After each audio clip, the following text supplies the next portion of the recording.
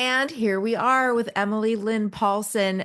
I am uh so excited. So I was just telling Emily before I hit record that I'm obsessed with her. I just read her book, which you all will plug the shit out of, but it's called Hey Hun, and it's her whole story about being in an MLM, multi-level marketing scheme. And but also it's about quitting drinking, and it's a beautiful story. But as I was asking you ahead of time, you wrote another book, and I just want you to start with that. I haven't read it yet, but I'm going to read it. It's called Highlight Reel, Yeah. but REAL, Yeah. like the Yes. real, like what's going Real. on. And but you were already kind of big on social media at the time, so that's kind of the double meaning. Yes. Yeah. Well, and because really it was because of the MLM, so it's intertwined. Highlight Reel was first. This was at the end of 2019.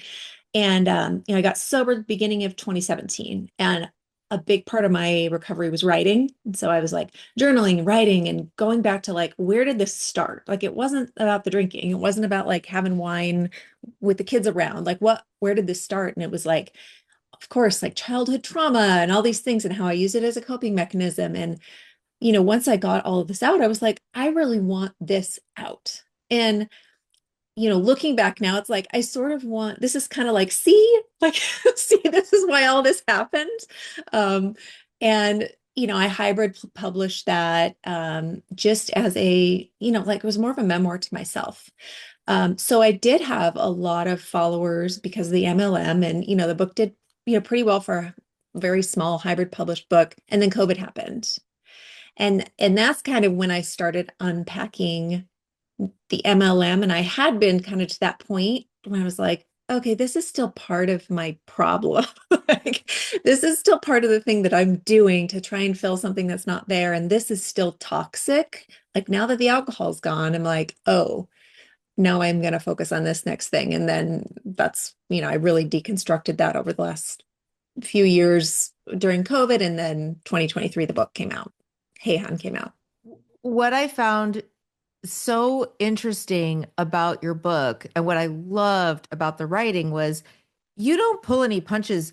You say you, I mean, as far as like telling on yourself, like you're at no point are you like, yeah, I was doing this, but I was kind of cynical. You're like, no, once you get on board being in an MLM, and I really want you to tell the story of like how it started, but you're guns blazing, Yeah. let's go. You're fully into it.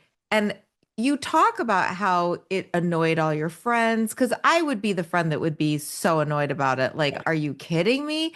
And Yeah. you were just turned into like Stepford wife for an MLM. But then as you start coming out of it, you're also very honest about that. It took you a really long time to stop being in an MLM, but also the drinking. I love that we're going to have like two parts to this story because I feel I relate to you in the way that I feel like a lot of things in my life made, like I was a stand-up comedian. So it was just like a drinking culture. Yeah. You were in an MLM, which is a drinking culture, and you can go for a long time going, if I have a problem, then everybody has a problem. Right. Oh, yeah. That's a cognitive bias, right? You're like, I'm doing what all these other people are doing, which is drinking. It's also the MLM. It's like that crowd, you don't feel like there's anything wrong if there's always someone worse than you. And when you continually surround yourself with people worse than you, and I mean like drinking more or whatever, like, more boss babes or whatever. But yeah, I mean, I jumped head first and this was also kind of a realization of that's the kind of person that I sort of always was. And I think that's been the biggest change through the drinking and quitting the MLM. And now, I've even recently I had a sober community for 5 years that I shut down. And like I go through these things where I go all in and I didn't ask a lot of questions. Like I was vegan for 2 years, and I was that vegan who was like, I couldn't shut the fuck up about being a vegan. Like I am that Hmm. person. I didn't just have one kid, I had 5 kids. And, it's like anything I started, it was like, if I'm gonna do this, I am going to do this. And and yeah, it was like it was the same thing with the MLM. I'm like, once I started to get a little taste, I was like, oh, this is who I am now. And I can look back on relationships I was in where like I absorbed the entire personality of the boyfriend I was with or the friend group I had. And learning my own identity is like, gosh, like who am I? Like I took on Boss Babe, I took on Wine Mom, I took on Vegan. It's like none of those things are a person. And so I think that's why I really was like that. It's just, I found this thing and I'm like, okay, this is going to be the key. This is going to be what fixes me, right? This is going to make everything better. And it seemed to for a long time, right? Well, take me back because I haven't read the first book, so I Yeah. want to hear like what was your upbringing like? That Yeah. what trauma dump? Yeah, totally. I mean, I had a really, you know, happy childhood. Like we grew up in Montana and I had an older brother and I say this in the book and it's kind of a joke in my family that I always considered myself the favorite, right? And I was the baby and I totally milked that. And I was also I played the flute and I was like quite a music prodigy and um again that was one of those things that I kind of took on as my identity. um, and I really, from a young age, I had a pretty, my sense of self was not good. And I mean, I've done tons of therapy, I've done all kinds of things. And, um, you know, I, I have healed like the mother wounds and everything. But, my mom was 17 when she got married. We've had this conversation of, she was really being raised while she was raising us. And so I don't think I had a lot of coping mechanisms, not because anything bad was happening, but because, I was really being raised by a teenager, right? And she loved us and took care of us. And, we had a wonderful childhood. And um, I developed this need to like be something. And I was kind of a compulsive liar when I was a little kid. And, I would make up things like, we had horses or and all the stuff we didn't have. And it's just like this weird sense of we didn't have a lot of money. And so I like had to pretend that we did or whatever. So I don't know, all of these things coming together. It's just that was there. I had this real like need to make things up. And when I was 12, I had a really traumatic experience. I was sexually assaulted and didn't Oh, feel like I could tell my parents. And whether that was, not thinking my mom could handle something like that or just feeling like I wanted it to go away. Um, I really thought, I never thought about it after that. At least I didn't think so, right? Like I found other ways to deal with it. And really in my teenage years is when I started drinking. And, I was still like, it helped me be the person that I was like lying to try to be, right? It helped me be that outgoing person maybe when I was shy, or it helped me say things more easily or fit into situations that weren't me. Make friends who, I didn't necessarily fit in with. It seemed to like make me, it was like, oh, this is what works. And again, when you're around, like when you're a teenager drinking, like you're around other teenagers drinking, everyone's doing something wrong. It doesn't seem out of the norm. And even through my young adult years, my drinking really looked like everyone else's. Um, you know, question. yeah. Because this comes up in your book and I related to it a lot, but did you because you obviously blacked out. Mm, I was a blackout drinker from teenage. I did not know until I was sober that blacking out is not normal. Did you mm-mm. think I thought I everybody? thought it I was was like, yeah, I thought it well, was and normal. I was around blackout drinkers. Maybe, I tended to find people who also wanted to drink for how it felt. Um, and again, I didn't think I had a problem. And even if I wanted to, it's like I'd go for a while. Even as a teenager, I'd be like, oh, I'm not going to the party. I don't want to drink. I don't want to feel like shit or whatever. I could stop easily. But I never stayed stopped, and that continued forever. And I had patterns in relationships where I would, basically every guy I ever went out with, I eventually cheated on, right? Like I kind of sabotaged relationships. And So the drinking, the sabotaging relationships, and yet I didn't look that different from, there were lots of other people my age who like were in college and wild and crazy. Um, so it didn't seem that off the wall. This I is my also, story. I yeah, really relate to you. Yeah, go yeah. on. And I did I did lots of the what's it called when you move around, pulling Geographical? geographical, yeah. Geographic? Yeah, yeah, yeah. Definitely geographic. So moved to Montana, went to college in California. I'm like, I'm gonna dye my hair blonde. I'm gonna be this like California college girl. And that worked for a while. And I unfortunately had another situation where I was sexually assaulted, which came out, it's like was a big thing. It was a doctor who was at the school, and it ended up being this whole like lawsuit later. And anyway, um, In California? California, yeah, Oh, USC, Tyndall, the whole thing. the I one that they've done like podcasts about that Yes, guy? yes. And he ended up dying and whatever. Anyway, yeah. Wow. So That's a whole then nother it story. was a whole nother story, but it also, I know, like I talk about this so casually just because I've been through it, I've done it, right? It's like my Yeah, right. story. Yeah. And at the time it was like, oh, well, that wasn't as bad as like being raped when I was 12, right? It was like this doctor who like was super inappropriate and did things that were not doctory. And I was like, eh, you know what? I'll dismiss that. So, I didn't talk about it. I didn't think it affected me. I was like, this is a thing that happened, whatever. And obviously it did. Like I continued to sabotage relationships. I continued drinking. Ended up having to drop out of school for a while. Again, pulled another geographic, and then everything would be fine. It was like, oh, now I graduated and everything's great. But the drinking just continued, and the sabotaging relationships, finding partners who just were not a good fit for me continued. Um, really until, oh, hi, honey. How you doing? I didn't know my daughter was here. Um, really continued. Hold on, I'm gonna close the door.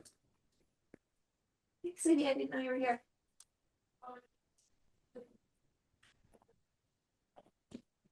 She's heard all this stuff, but I'm just Okay. there's Yeah. somebody in my house. Okay. So you So said it, so the drinking just continued. You continued to drink that way and find guys that yeah, weren't who right for you. clearly not a good fit, or even if they were, if they were, because I dated some like great people, um, I would sabotage the relationship regardless. Um, and this continued. Eventually, I graduated from college. I got a good job, met my husband, um, and I was still drinking a lot, but everyone around me was drinking a lot. Um, Funny we, because I met my husband. I drank a lot, a lot. I have so many friends. I had so many shitty relationships. And then a lot of my friends were like, you know what? But you met your husband because like you worked on yourself and like you were in therapy. And I was like, no, not really. no, not He was really. just a little bit hard to get.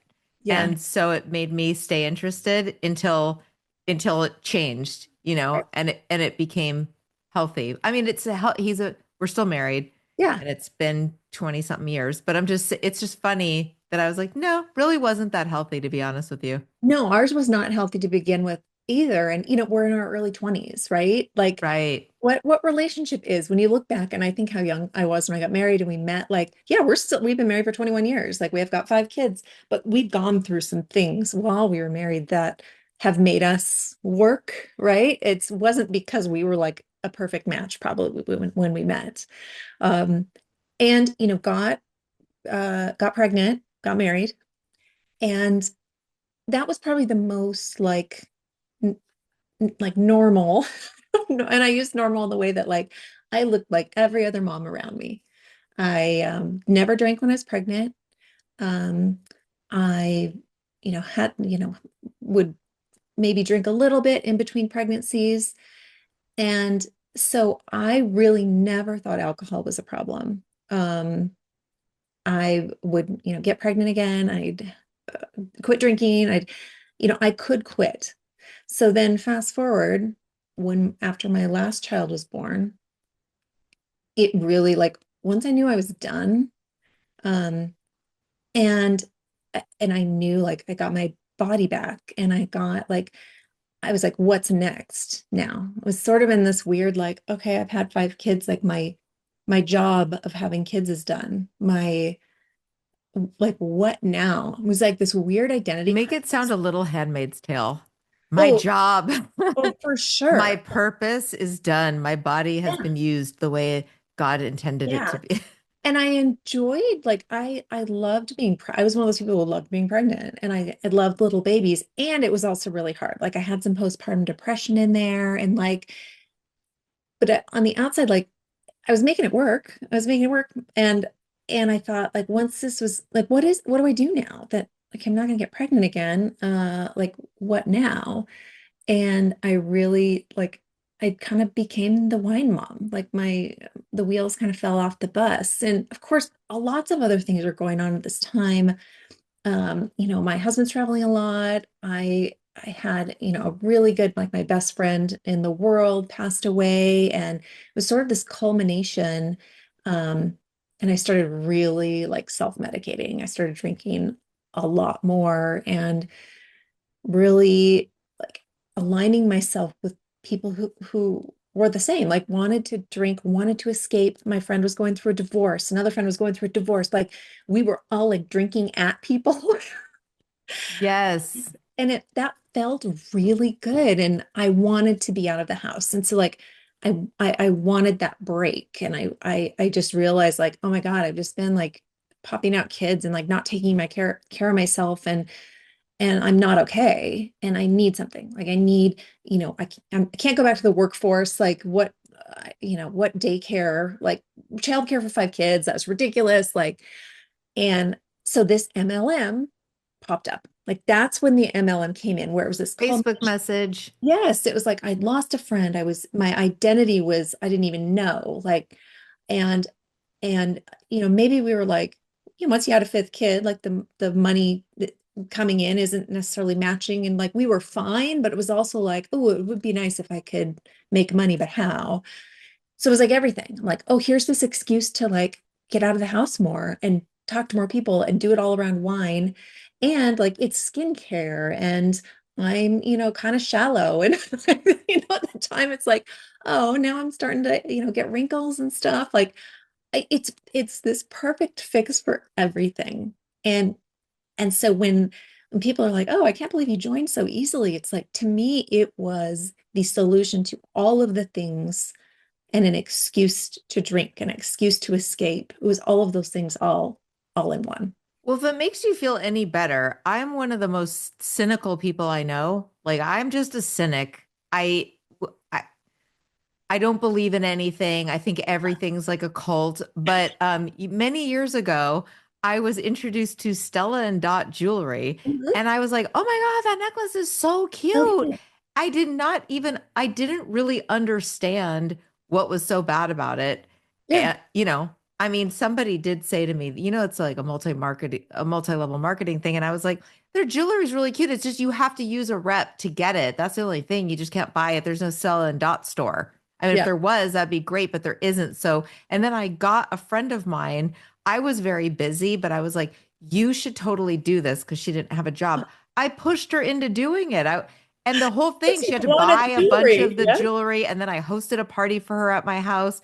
Yeah. Yet, this was way after the fact that I'd gotten really annoyed because I was invited to a pampered chef party. And I was like, well, that's ridiculous. That's a multi-level mark. Yeah. Somehow I just didn't. I was like, yeah, listen, the jewelry's cute. Why wouldn't you like have parties? What an easy way to make money. So, and I wanted to do it too. The only thing is I even asked, there was like a local rep because if you Google Stella and Dot, they give you somebody Yeah. in your neighborhood. Yeah. And I asked, hey, is there any way that I could sell this but not have parties? But I could just show the products like on Facebook. And if people buy it, they buy it. At the time, I think they started allowing that later. But at the time, she was like, no, it doesn't work that way. You have to have parties. And I was Yeah. like, well, Well, I that's don't have dumb. time to have parties, so I'm not going to do that. But if I would have fully been involved in it, I'm just Yeah. saying. Well, and this is now what a dozen years ago. I mean, Yeah. I like back then, I feel like it also wasn't, you didn't really know what an MLM was, right? Even if you did, you're like, oh, that's the like the old Tupperware or the Mary Kay, like that's what I thought. It was like the Mary Kay parties. And it seemed different. Like I got invited to Stellan Dot shows all the time, and lots of people went. And I don't think I didn't realize really what that meant. Same. And it was more, I feel like it was way more accepted because, again, back then, when you went on to, I mean, there was no Instagram or whatever. Like you couldn't go buy stuff on Facebook. You would pop on and it's like, it was just people posting their kids. And so once I could be like, hey, I'm selling this skincare stuff, people be like, okay, cool. Yeah. Now you're inundated with everything. And that's why later it got a lot harder to like make it as a boss babe. But at the time it just seemed like, oh, cool, this is a thing that she's doing, whatever. But Uh, also, maybe I don't have a good moral compass, but when I listened to the podcast The Dream, where they yeah. described those early pyramid schemes where they called it the plane, where it's Mhm. literally just cash, Yeah. honestly, my brain was like, oh, what's so bad about that? Like, I feel like, can we still do that? Can we get Like a true pyramid scheme. Yeah. like a true, like, literally you invite people over and everybody has to pay $1,000 and then the people at the top, like, get kind of rich? I was like, Yeah. is that really so bad? That's so I totally get it. Mathematically, yeah, but For somebody else for way somebody later. I'm else, not going to yeah. know those people. Exactly. Well, and that's how Emma, that's how I all of know. these things succeed, right? Because Right. in order for that person to make money, lots of people have to be losing it. That is how they work. And I didn't realize that. And it's done by design where obviously, you're not told that. You're not told, Right. like, oh, yeah, if you're successful, it means that the people on your team are not going to be successful because you're basically recruiting people to sell the same shit in the same town, in the same, like, Right. nobody recruits their competition. That's so dumb on its face. And yet I really like, I can remember so vividly at one point being like, why isn't everyone doing this? And just that magical thinking. Like, I mean, brainwashing is like a real thing, and it's not as hard as you think, you know? Yeah. Oh, I think I could get brainwashed. Yeah. Yeah, I get it. Nobody tells you, hey, by the way, you're going to do this thing and eventually you're going to fuck over your friends. Yeah. Still in? Like, No, they yeah. don't say it like that, right? No, So, it's like you could maybe make some money and get to go out and go on these trips. I'm like, I am in, like, sign me up. Yeah, so you're, they're kind of spoiling you. oh, yeah. I did think it was interesting. I want a little more explanation of how it felt like it kept jumping in the book. Like first you're making a little bit of money, then suddenly you're making a lot. You were making a lot of money. Yeah. And it just so happened, like, people ask, like, what made you successful? And part of it was just dumb luck that I happened to be living in a place where this company hadn't really infiltrated yet. And I had a huge network of friends because I had 5 kids. And so all of those kids have parents who, like, right, kids have friends who have parents who, so my network was huge. Plus, I had networks from other places I'd lived because I'd pull so many geographics, right? So I just had a huge network of people who were like me, who probably had, time. They had a little extra money. They were my age and they also like wanted to, battle aging or whatever. And so it was like, oh, cool. You're doing this. You're normal, like as far as they knew. And so maybe I'll do this or at least buy stuff from you. So I quickly was able to, basically exploit my network, not knowing I was exploiting them, thinking I was sharing. These products are really cool. And they were like, the products were fine. They were good. I liked them. That wasn't like, none of that was a lie. It was like, I really believed that there was nothing like these products, that there is no, and if you're gonna buy it, you might as well sell it because you make some money. Like on its face, because I was so ignorant of it, it was really easy for me to grow. And I grew quickly. So that was the biggest thing is that, I was in an area that was not saturated and it was dumb luck. And I had a lot of people in my network who had money to spend. That was really it. And all these women are drinking quite a Mhm. bit, most of them, Yeah. or Yeah. you're not noticing the ones that don't.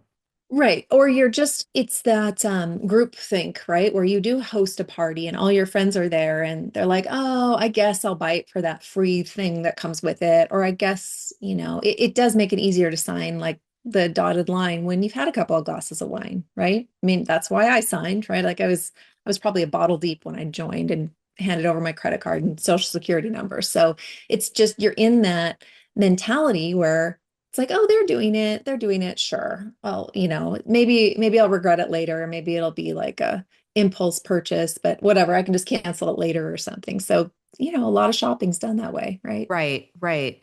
So you start rising through the ranks. The drinking starts escalating. Did you have any? I know later in the book you start having more times where you're embarrassing yourself at conventions, but earlier, did you have any of that?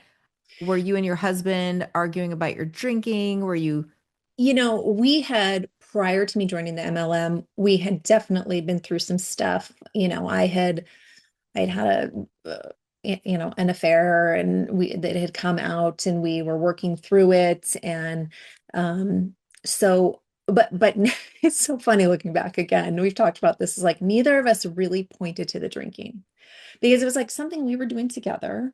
It was a more just like like, oh, there's a rift in our marriage, or there's just this problem you have. And I was like, oh, this is kind of the thing I do, right? This is what I'm a cheater. Like that's who I am. That's my Uh, thing. yeah, that's my thing. And I drink and I cheat, and that's what I do. And so it was more trying to heal that. And so when I joined the MLM, it was like, okay, you need something to focus on. This will help, right? So this will totally help. This will fix things. It was another thing to fix. And so, of course, like he was happy that I had something that was making me happy. And like, yeah, there's money coming in. And he felt like it was a good thing for a while where I felt like I had more of a purpose. And he really was supportive of that. And to his credit, like he didn't ask a lot of questions about it. It was like, this thing, it might be a pyramid scheme, but if you want to do it, like go to town, like it's not hurting anyone, right? And so the drinking was more a side effect of everything else. It's like, okay, you're going to go out and do business stuff, lots of air quotes, and there's going to be wine, and then, you'll come home like a little loopy, and, you know, we'll have sex and it'll be great. Like he was kind of happy about this whole situation, right? Right, right. So no, even though, we still went to counseling, we still were working through this like kind of rift that had happened in our marriage, things really seemed to get better. Mm-hmm. And yet then they wouldn't. Like I would, I'd come home super drunk, or I'd cause a big fight, or, would embarrass myself. And yet again, it was never, it always came down to like, there's something wrong with me. Like this isn't the drinking. This isn't because other people don't do this, or whatever. I Um, picked a lot of fights drunk mhm. too. Oh, so Um, many. I did it. I feel like the intimacy of marriage was kind of threatening to me. Mhm. So I think there were a Oh, lot of times where I just didn't want the closeness. So I would pick a fight, but then I wouldn't remember. I was very dramatic. I did a mhm. lot, like early in my relationship, I did a lot of storming out and like, fuck Yeah. off, and then go back to my apartment and then instantly regret it and be like, uh-oh, what have I done? And then Totally. he was the first, my husband was the first man who didn't like come running after. He didn't play into the drama. So I wouldn't hear from him until like late the next day where I would be like, oh, I guess we're broken up, and then he'd call me and be It's like, fine. hello. Yeah. Like that I'd be so relieved. But even way later into the marriage before I got sober, I would pick fights, wake up the next day, not remember what Forget. we fought Yep. I about, was just gonna say but half pride would make me have to pretend to still be mad because what was I going to do? Go, God, I guess I was really drunk and acting ridiculous and that. I don't know what I was mad about, so I'd have to pretend to still be mad Yeah. I would until wake he up. apologized for something that I don't think he just to keep the peace. Totally. I would wake up and be like, I know we had a fight last night. I don't remember about what. And it did happen more and more. And yet the it's like the drinking was almost serving us in so many different ways that it was never the culprit. It was like, well, that's Yes. something we do together, and that's like what everyone does. And so nobody really ever looked at it until later, of course, after the fact, you're like, oh yeah, you were drinking a lot, and you did this thing and this thing and this thing, and oh, that was all the drinking. It's like, oh, nobody, even I mean, the day I decided I wasn't going to drink anymore, and I said to my husband, I'm not going to drink anymore. He's like, are you sure? You know, Same. and we laughed about that, but like, oh yeah, it's hindsight's 2020, right? Yeah. So you're at in the MLM, you're starting to drink more and more, and then you have some occasions where you get really drunk and got in trouble, Yeah. right? Yeah, like Tell me about that. I was getting called out. Well, I had this really scary experience in 2016, which was the last and worst year of my drinking. Um, and it was almost like I was trying to prove myself that I could still do it. And it was really bad. So I was at the convention that year, which I talk all about the conventions. They're just wild. Um, and I got really drunk and I was going to this party, and my boss babe friend who I was with left me in the taxi and sent me back to the hotel because I couldn't get out of the car. And so I woke up in my room to the guy knocking at the door, the doorman, who had carried me back to the room the night before. So I had blacked out, basically a whole day. And he's recounting to me like, oh yeah, I had to bring you in, the taxi and he's a good guy. He's a good guy. Like he's reassuring me that he didn't like rape me or something. You know what I mean? Like, Yeah. and I was just like, holy shit. And then of course I had all these calls from people like, you didn't show up. Where are you? You're not at this. You're not at this. And didn't he also tell you that like EMT had checked you out, that they Yeah, had, yeah, yeah, yeah. Which of course I don't remember any of that. I'm like, did you get my insurance? I'm like, there are so many questions. But again, it was in Vegas, and I'm like, this probably happens all the time. But then I'm thinking, oh, who saw me getting brought in? And I'm like, I can't tell my husband about this. And that was one of the things that when you talk about the intimacy and like you don't want your spouse to see you, all these things I shared at the beginning of the podcast of like the sexual assault and rape and all this stuff, like my husband didn't know any of that. I mean, he wow. knew that something had to happen to me. I really like made it mild, like to be palatable because I was like, oh, it's too much, right? So that was so at the heart of like, he really didn't know. I was like, God, he could never know how bad it was or how bad this was. Like, I could never tell him this. And I think maybe in my heart, I knew like if I told him I blacked out and got taken home by a taxi driver and the doorman had to carry up an EMT and all this stuff, like he'd probably tell me to stop drinking. Like I probably in my mind knew that was a thing. So this is when, yeah, I started having consequences. I started like there was lots of photos at all the stuff all the time. And a really good friend, one of my best friends and I, who was also in this at the time and also drank too much, and she's quit drinking since, we were I going. love her for you, by the way. Oh my She gosh, was one of my favorite in the she's book. She amazing. was also your friend in the MLM, but not in your downline, Yes, you not weren't in making your money. upline, not in your Yeah, downline. So neither one of you had to worry about who was financial making. things. No, like we could be like fully honest with each other about everything. So we woke up one morning and like all these photos were posted of us, and we in the book, I write it a little more that it was like traumatic, but honestly, when we were looking at these photos, like I can still remember how hard we were laughing because I'm like, this is ridiculous. I mean, we were just out of control. And so things like that started happening. And so, I knew it's like, God, at some point, I'm gonna be in so much trouble and trying to, fit this in. And I'm still so badly trying to prove to myself that I could make it and I could be this like boss babe and still drink like everybody else and be a good mom and have this happy marriage and all this other bullshit that I was posting online that like at the heart of it wasn't really true because I was fucking everything up, right?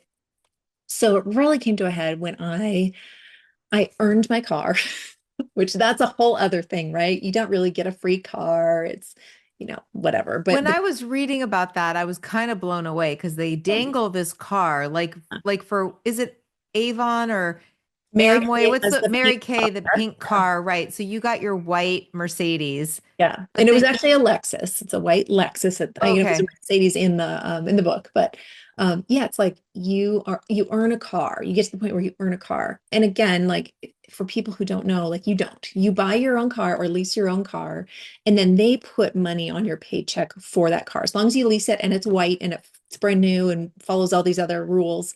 But it's never enough because it's like a luxury car, very expensive car. It's never enough to cover the payment. right. It's all very smoke and mirry. And then if you don't keep that same rank, which you have to re-hit every month, they don't give you the money. And so people are like, well, why get the car then? And you can't not because you are shamed. It's like it's being plastered everywhere that you are in car qualifications. And then if you don't have the car, like it's so hard to explain that you have to get the car Right, because I get it. yeah, Like everyone how did you said, get the car but you're not driving the yeah, car? why What's aren't wrong you, with you? yeah, you're at Lexus volume. Why don't you have the car? Right. So anyway, it was the day I earned the car and I already had the car, because I had to like lease it before and all this stuff. And I got a DUI driving home. So And driving home from so hold on because I had questions about this story. yeah. So you throw yourself a party, So a this is car what's funny. party. This is also a difference in the book. You kind of have to make Yeah, things. yeah, yeah, yeah. So there was the day I earned the car where, so it was like I told everybody it was June 30th. So it's coming up now in 9 years, 10 years, I guess. Um, we had like this event and there was all these people there.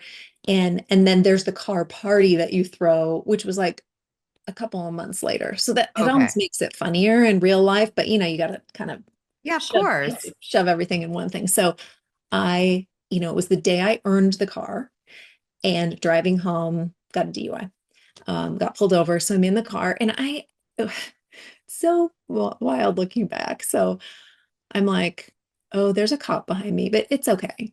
And I really vaguely remember hitting the median at one point. Like I should not have been on the road. No, no, I mean, I am so thankful I didn't hurt anybody. I didn't hurt myself. Like it could have been so bad. Could have been so bad. Um, but I was running out of gas. So I pulled off and as I was driving, which I thought totally normally, a cop car was behind me. And I'm like, oh, it's okay. I'll go to the gas station and then I'll be done driving and it's fine. Like that's how it works. Turned his lights on, was right behind me.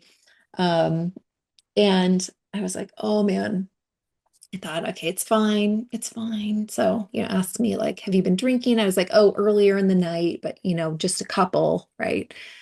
He's like, would you take a field sobriety test? I'm like, oh yeah, sure, sure. I was so confident that I was fine. I tried to like walk in these 5-inch heels, these ridiculous heels that I was wearing. He's like, do you want to take off the shoes? I'm like, oh no. I mean, just my stupid confidence at the time. And then I was like, actually, maybe I will take them off.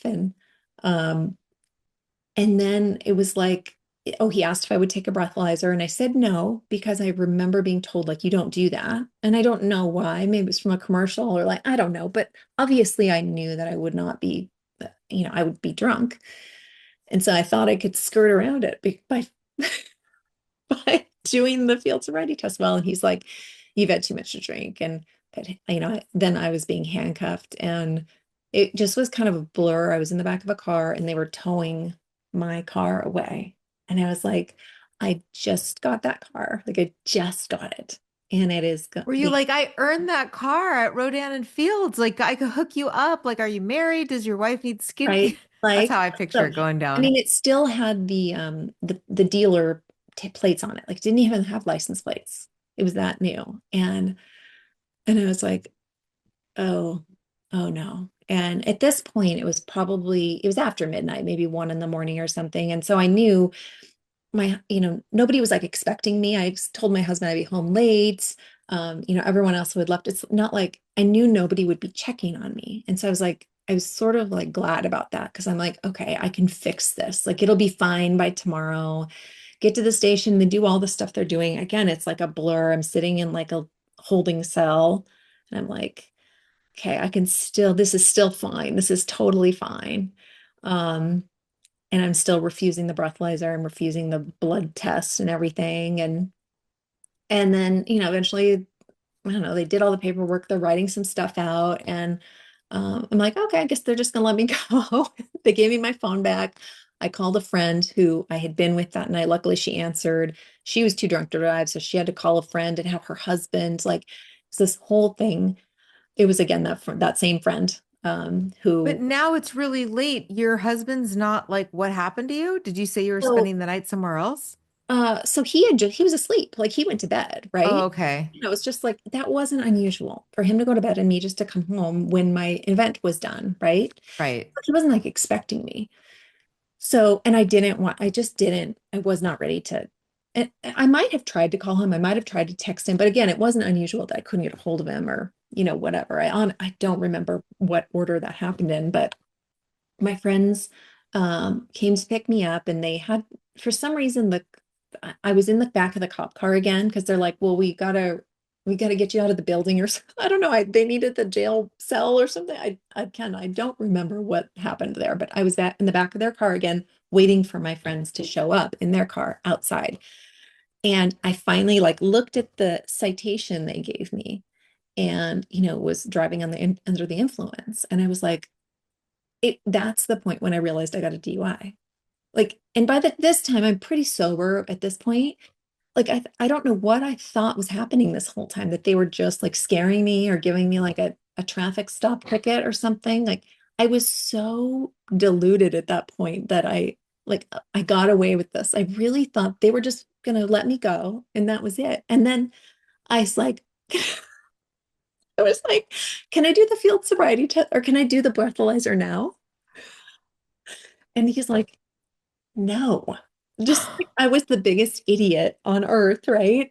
And I was like, oh, these guys are assholes. And I remember texting, I had my phone at that point. I'm like, these guys are dicks and whatever. So my friends picked me up, and it was a good hour drive from where we were to my house. And What time is it at this point? oh God, 3 in the morning, 4 in the morning, like ridiculous. And I'm just like, oh, it was like on that drive, I'm in the back of the car and like they're kind of talking to me about it. Like it's hitting me that I'm like fucked, that I just got a DUI. Like this is like you've hit rock bottom. Like little did I know that was not rock bottom, but I got to the house and my husband was asleep. And so I went in my son's bed, my little like youngest, who was 2, 3. Um, and again, also wasn't unusual. Like I would So do you that. could pretend, maybe buy yourself some time, pretend that you'd been sleeping there the whole night. Well, I knew I wouldn't because I knew I was going to tell him, but I didn't want to wake him up. Like I wanted, Right. and and actually he did get up in the morning. So I had texted him at some point because he's like, "Are you okay?" And I was like, "No, I got pulled over last night." And he was very much like, "I'm so sorry. I'm sorry that happened." Um and that was the worst part of it, was that people were so kind about it and so like that could have happened to me, and again, like I'm around people who drink a lot, around people who probably shouldn't be driving, like have a couple and drive home, which a lot of people do, which I had done at that point. And it became very much this like, I'm so sorry that happened to you, rather than this isn't normal, get your shit together. And I needed someone to tell me that, and nobody would. Um, and yeah, so I had this DUI. I'm like trying to fight it. It's a whole thing. My license got taken away. I had to have a breathalyzer put in my car. Um, and In your white Lexus? my white Lexus and I'm still pretending out here that everything's good, right? So by the time my car party rolled around, which was 2 months later, the car was there with a pink bow on top and it had a breathalyzer inside. And so this is where, Oh. it's all pretty and fun and this is so great. Everything's so great. Meanwhile, I'm fighting this DUI charge and paying all this money. I'm doing like, and I'm going to these classes, I had to go to a victims panel where people who'd been, had been affected by DUIs. I had to go do all of this stuff. And, and I still, and this is terrible, but, I went to this one class. It was all day and it was like, for people who had gotten DUIs, and the whole room we had to go around and say, why are you here? Oh, I got a DUI. One guy got a boating under the influence. One guy was on a horse, which I didn't realize you could get. I don't remember what it was called, but he got, Trotting while yeah, tried it intoxicated? all times. Like he was on a horse. And Galloping? You can yeah, trot, you cannot I gallop if gallop. you're. Another guy who had passed out in his car was like trying to sleep it off and he got a ticket. It was interesting, but I was like, And well, those people are probably all like, well, I didn't get a DUI like driving, like that yeah, loser. Like, you know what I mean? In that totally. there's some, like Totally. probably a hierarchy even in there. They're like, well, I'm not that Totally. bad. Yeah. So there was all of these, and then so it was kind of like, oh, okay, there's solidarity. We're all here, right? And then the guy went around the room to say, what's your remedy for this now? How are you going to keep this from happening again? And it was like one after another. It's like, abstinence, AA, it was like, and I, with every person, I was like, really? Like, and I was like, Uber, like, I'm an Uber. That's my fix.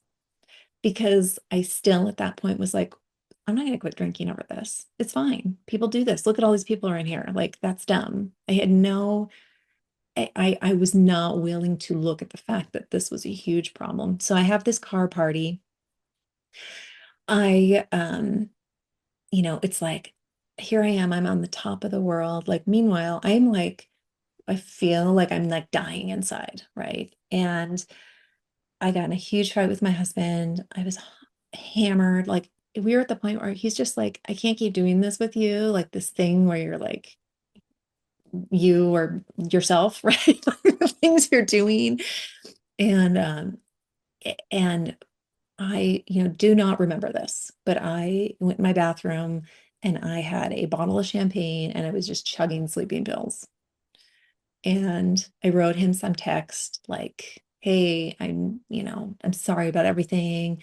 And he thankfully woke up and took me to the hospital, got my stomach pumped, so here I am, like intentionally overdosing, So it went from DUI to, trying to commit suicide, like very quickly. And the worst part is that I still did not stop.